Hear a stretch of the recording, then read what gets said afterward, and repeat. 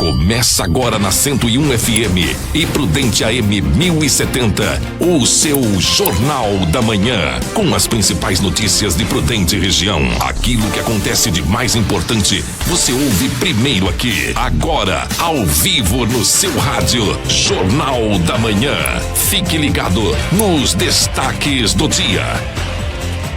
7 horas, bom dia, eu sou Joilton Carlos, nós vamos juntos até às 7 horas e 30 minutos, o seu Jornal da Manhã, edição local e regional na 101 FM e também na Prudente AM, trazendo para você todas as informações da região do Brasil e também aí de Brasília. HR e AME abrem cadastros para vagas destinadas a pessoas com deficiência. Cadeirinha, transporte seguro de crianças requer atenção dos pais. Giro dos estaduais. Corinthians ontem, São Paulo fez 1-0, Corinthians virou e no final o zagueiro fez uma lambança, cometeu pênalti e cedeu o empate para o São Paulo. Brasil recebe 4 milhões de doses do consórcio Covax Facilite. E o comentário de Alexandre Garcia. Agora nós vamos direto ao setor policial ao vivo. Jornal da Manhã e as informações da polícia. São 7 horas, 1 minuto. Em nome de Zalpa Cardanza, as informações direto do setor policial com Geraldo Gomes. Bom dia, Geraldo. Muito bom dia a você, bom dia ouvintes, bom dia para você que está começando mais uma semana de trabalho. Aqui as informações do setor policial, nós temos aí mais informações sobre um grave acidente, um capotamento que ocorreu na rodovia Brigadeiro Eduardo Gomes, ASP 457, no trecho entre Rancharia e IEP. Essa rodovia também é uma das rodovias aqui da nossa região que recebe uma carga muito pesada de caminhões que acabam fugindo de pedágios que são aqui cobrados na rodovia Raposo Tavares. Então o fluxo de veículo é muito intenso. Na semana passada nós já havíamos falado de um grave acidente próximo à cidade de Bastos e agora a gente informa sobre esse capotamento. Uma mulher de 41 anos de idade ficou gravemente ferida após capotar o veículo que conduzia. Isso foi durante a madrugada deste domingo, no trecho ali entre Bastos e Rancharia, ou melhor dizendo, entre Rancharia e IEP, né, na região a estrada que liga Rancharia a IEP. E segundo as informações da polícia, os motivos não foram esclarecidos. E a polícia está trabalhando para descobrir o que realmente aconteceu, né? O fato é que os policiais foram chamados, foram informados de que o veículo estaria numa pequena ribanceira. Os policiais então seguiram para o local e lá socorreram uma mulher de 41 anos de idade. Nós tivemos também uma informação de uma notícia muito triste e preocupante, né? Isso na nossa região. A polícia vem trabalhando e, lógico, com bastante cautela, né? Esse tipo de informação. O fato é que uma criança de apenas 3 aninhos de idade, segundo informações aí de denúncia na polícia de Paulicéia, teria sido violentada, estuprada pelo próprio pai. Então, uma notícia pesada demais, né? Essa criança teria ido ao hospital da cidade e lá a médica teria constatado o crime, depois que a criança queixou de dores, né? A médica fez os exames e aí sim a criança acabou apontando que era o pai. Então, a polícia está trabalhando isso com bastante cautela, trabalhando as informações para que possa esclarecer esse crime, que é um crime bárbaro, né? Se realmente isso aconteceu, é de se lamentar e muito. Esse caso está sendo trabalhado pela justiça lá na cidade de Paulicéia. E aqui em Presidente Prudente, nós tivemos também no sábado, né, no dia 1º aí, segundo as informações, um caso triste, né, quando um motociclista, ele tentou ultrapassar uma picape e acabou batendo de frente contra um caminhão. Um acidente gravíssimo que acabou, né, provocando ferimentos em várias partes do corpo. O motociclista tem 38 anos de idade, ele bateu de frente com o caminhão quando tentou uma ultrapassagem na Abílio Nascimento, aqui em Prudente. O acidente foi na noite de sábado. Ele foi conduzido ao hospital, passou lá por atendimentos médicos, mas o estado de saúde é bastante grave. Ele permanece se recuperando na UTI do Hospital HR em Presidente Prudente. Essas são as informações do setor policial de Presidente Prudente, informações de Geraldo Gomes. Um bom dia. São 7h04. Atualização Covid-19. O boletim foi atualizado no último sábado. E às 16h58. Casos curados, 20.132. Notificações, 65.539. Descartados, 42.206. Aguardando o resultado, 50. Hospitalizados, 174. Confirmados, 21.119.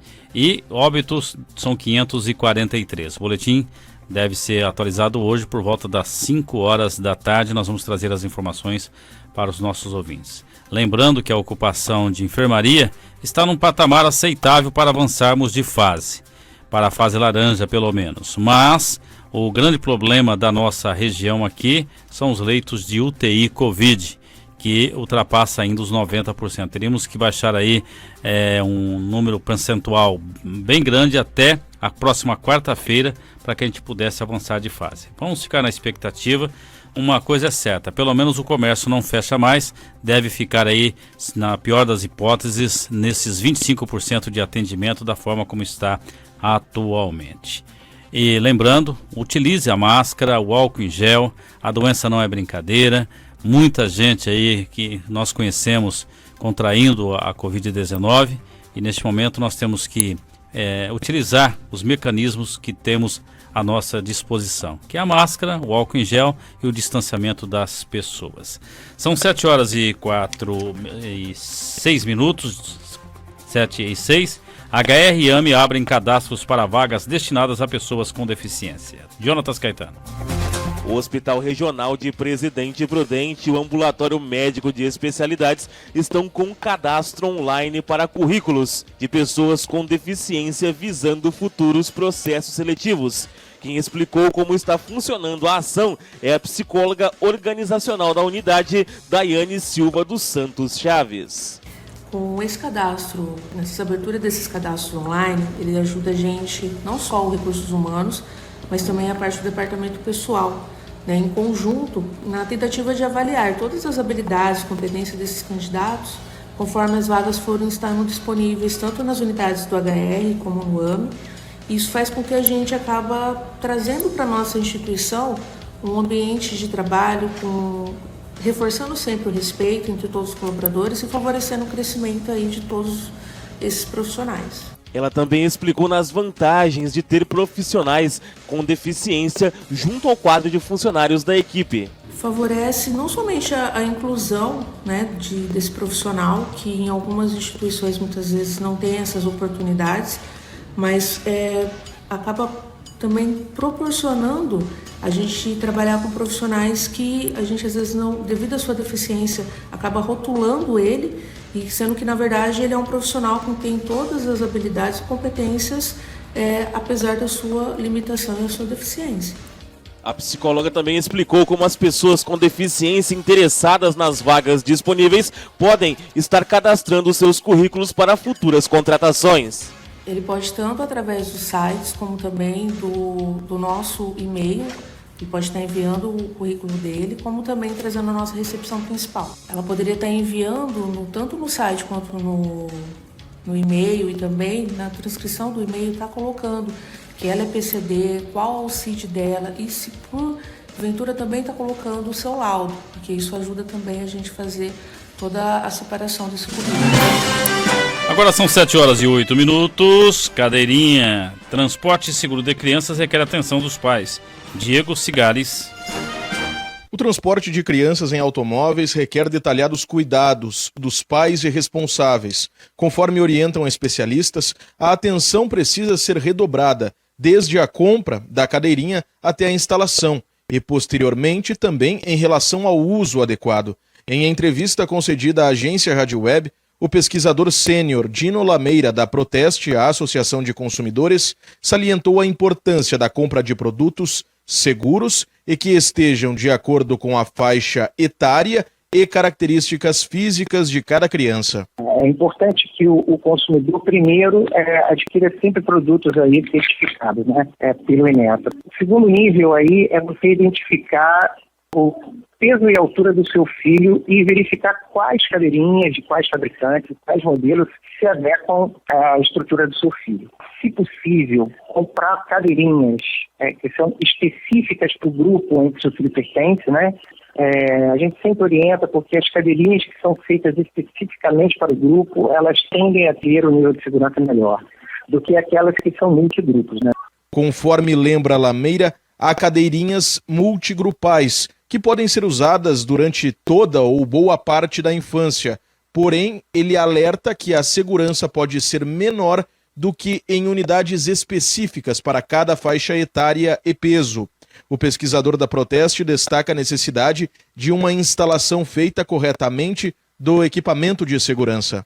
E é impressionante como elas são difíceis de instalar, principalmente aquelas que necessitam somente do cinto de segurança do carro, né? Porque a gente também tem aquelas cadeirinhas que tem sistema isofixo hoje, né? No mercado. Então, as cadeirinhas que tem aí, que são colocadas diretamente no cinto, né? Você tem que ter muito cuidado na hora de instalar para que você passe ali nos caminhos corretos. Você não pode dobrar o cinto de segurança em nenhuma dessas passagens. Você realmente tem que fixá-la o mais apertada possível para que ela esteja justa, né? Se ela não mexer com uma força média, porque ela está bem instalada. Os grupos das cadeirinhas são 3. O número 1 é direcionado a bebês, do nascimento até terem 1 ano de idade, com peso limite estabelecido em 13 quilos. Número 2 é ideal para crianças de 1 a 4 anos de idade, com peso de 9 a 18 quilos. E grupo número 3, este deve ser utilizado por crianças entre 4 e 7 anos de idade. De acordo com a nova resolução sobre o uso das cadeirinhas, crianças de até 10 anos com altura inferior a 1,45 m e com peso entre 15 e 36 quilos também precisam deste dispositivo. Agência Rádio Web, de Porto Alegre, Diego Cigales. A informação que chega agora com a Alexandra Fiori. Brasil recebe 4 milhões de doses do consórcio COVAX Facility. O Brasil recebeu neste fim de semana 4 milhões de doses de vacinas Covid-19 da AstraZeneca Oxford pelo consórcio COVAX Facility. O ministro da Saúde, Marcelo Queiroga, destacou a importância de parcerias com organismos internacionais para o avanço da vacinação contra a Covid-19 em todo o país. Parte dessas doses deveria ter sido entregue em janeiro, mas a escassez mundial de imunizantes só tornou possível a entrega neste momento. Quando as doses chegam, elas são automaticamente distribuídas para estados e municípios, conforme a orientação do Programa Nacional de Imunização.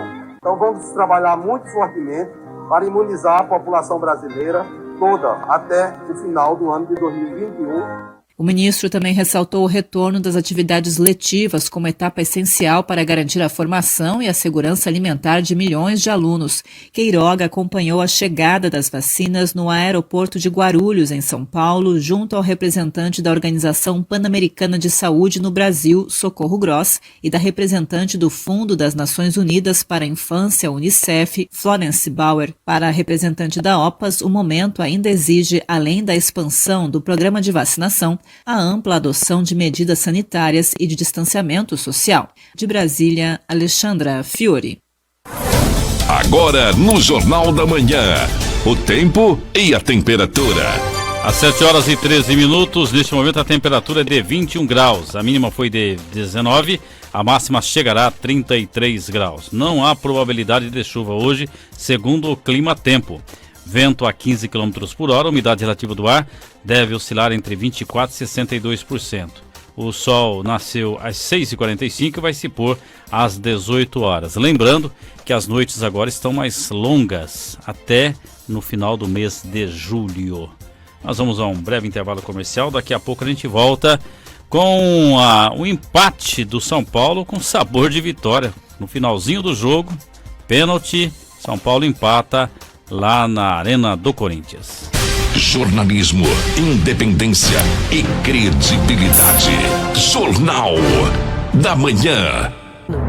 De volta no seu rádio, o Jornal da Manhã. Agora no Jornal da Manhã, as informações do esporte. O João Vitor faz o pênalti, né? pênalti infantil, diga-se de passagem, e cede o empate ao São Paulo. Ontem poderia ter ontem teve, né, o gol número 400 no Clássico, né? E quem fez foi o jogador do São Paulo, Luciano, que conhece muito bem o Corinthians, jogou no Corinthians. Então ontem teve o gol número 400 no Clássico São Paulo-Corinthians, Corinthians-São Paulo, clássico majestoso e um empate com sabor de vitória para o São Paulo. Vamos aos giros dos estaduais, aqui com Daniela Esperon.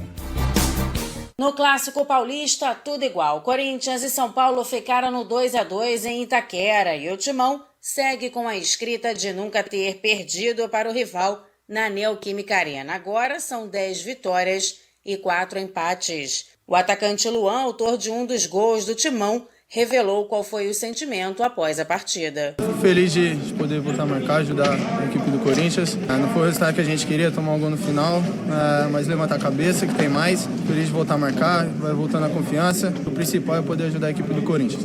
Ainda pelo Paulista, o Palmeiras venceu o Santo André por 1-0 e foi a 15 pontos, ocupando a terceira colocação do Grupo C.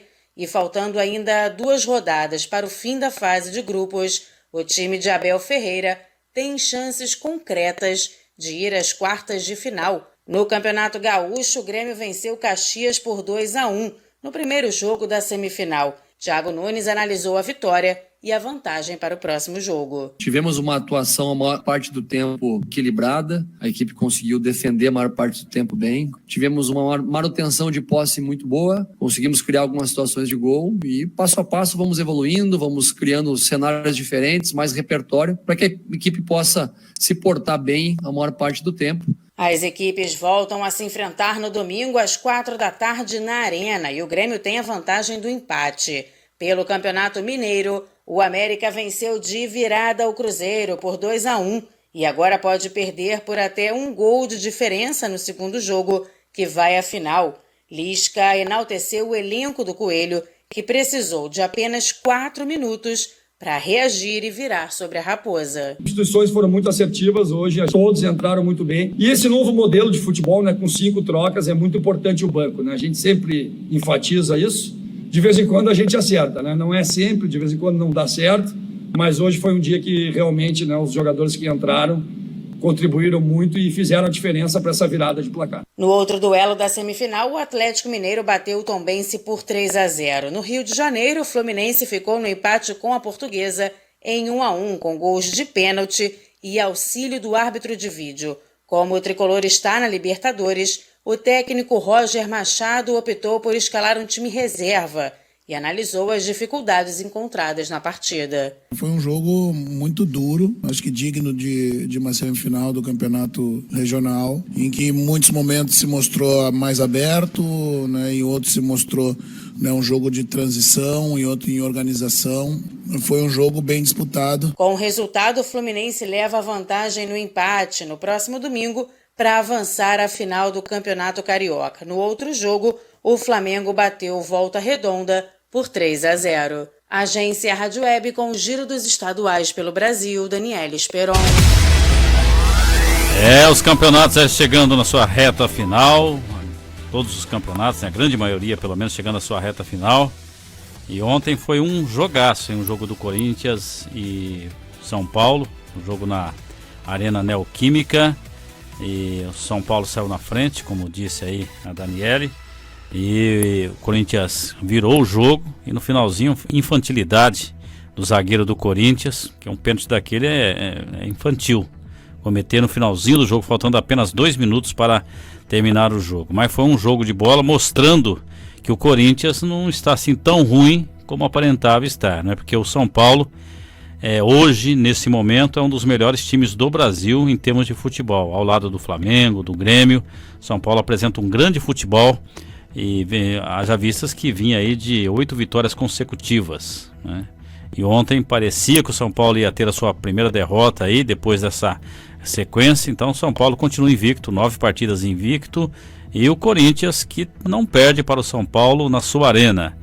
E ontem um jogo muito bom mesmo, das duas equipes, um jogo bastante equilibrado, que o clássico mostrou o seu valor como clássico aí no Campeonato Paulista. E 2 times grandes do estado de São Paulo, do Campeonato Paulista, poderão ficar fora das semifinais aí, que é o Santos e o Palmeiras. Neste momento, os 2 times correm um sério risco de não avançar para a próxima fase, principalmente o Palmeiras. O Santos tem uma situação um pouco mais cômoda, mas o Palmeiras precisa torcer para os times que estão à sua frente para avançar de fase. É importante dizer que os times têm jogado aí a cada 48 horas. As pessoas podem falar, mas o jogador ganha para isso. Mas o futebol, que é um esporte aí de elite, é um esporte praticado para atletas que são preparados para isso, mas o corpo humano também chega uma hora que não aguenta.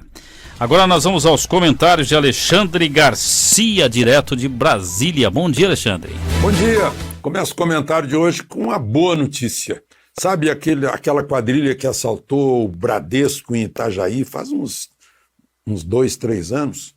Pois foram condenados a um total de 263 anos. Pena máxima para todo mundo. São 9. Um está fora, ainda está sendo procurado. 8 já estão atrás das grades. Não é uma boa notícia a gente lembrar que o crime não compensa quando a gente vê respiradores desaparecidos, né? 300 respiradores comprados desapareceram, né? Estão lá investigando Pará, Amazonas, São Paulo, o Bahia, andando atrás de respiradores. E a gente fica triste quando sabe que tem gente precisando de respirador, né? Gente que pagou impostos, que compraram os respiradores, e gente que está usufruindo do dinheiro desses respiradores por facilidades que a campanha, que a emergência está, enfim, propiciando, né? Mas a polícia tem que ir atrás e pegar essa gente.